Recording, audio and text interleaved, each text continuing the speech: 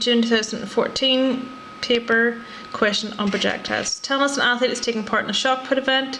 The shot leaves the athlete's hand at a height 2 meters above the ground. As shown, obviously, shot is traveling at an angle as well. Resistance can be neglected. So calculate the time taken for the shot to reach maximum height. So when we're looking at maximum height, we're obviously looking at the vertical component, which use equations of motion. So let's see here what we know, or we can work out. So because the velocity is traveling, the put shot is traveling at an angle, we need to resolve this into our vertical and horizontal components. So just using your trigonometry rules, you'll remember that horizontal component, it will be your velocity cos your angle. With the vertical component, it'll be your velocity sine your angle.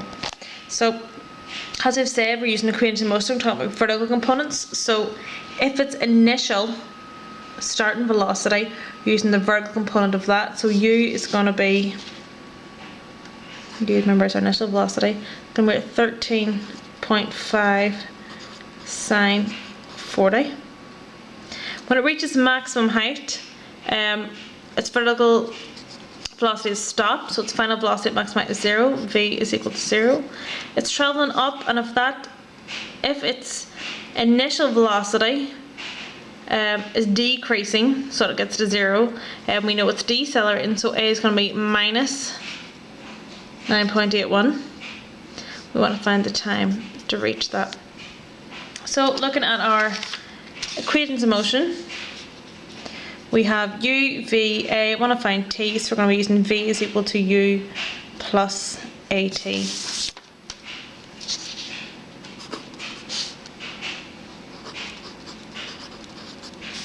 At is been added on to u to get rid of that bit first. We obviously need to take it away, so what we have to do to one side, we have to do the other side. So it's v minus u equals at. T has been multiplied by a, to get rid of that multiply sign, we divide, so it's v minus u over a equals t.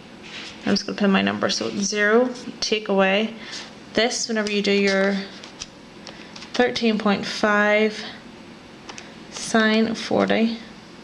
You have about 8.68. You divide that by your minus 9.81. And you get an answer of about 0.88. Okay. Next part is calculate the maximum height reached by the shot. Now we've got this bit bold, so it's hint above the ground. So we know it is 2 meters above the ground even before it is thrown. So what we need to do is we need to find the maximum height the shot travels when it's thrown. So we need to find this distance here, s, and then we're going to need to add it on to the 2 meters that it already is above the ground, because that's what it wants. So again, we're looking at our vertical component, so it is equations of motion. So we're going to find the max heights first. So we don't know. U again is our 13.5 sine 40, which is equal to 8.68. V is 0, max height. A, we have minus 9.81. So bring in this here again. S, U, V, and A. We can use V squared equals U squared plus 2AS.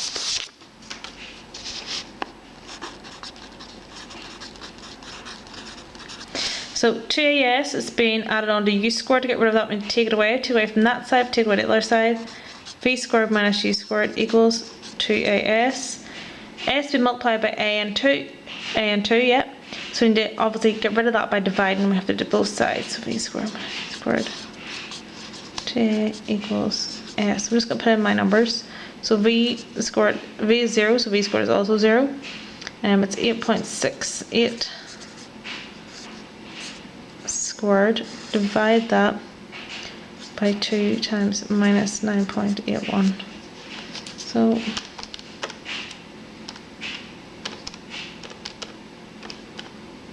you'll get an answer of about 3.84.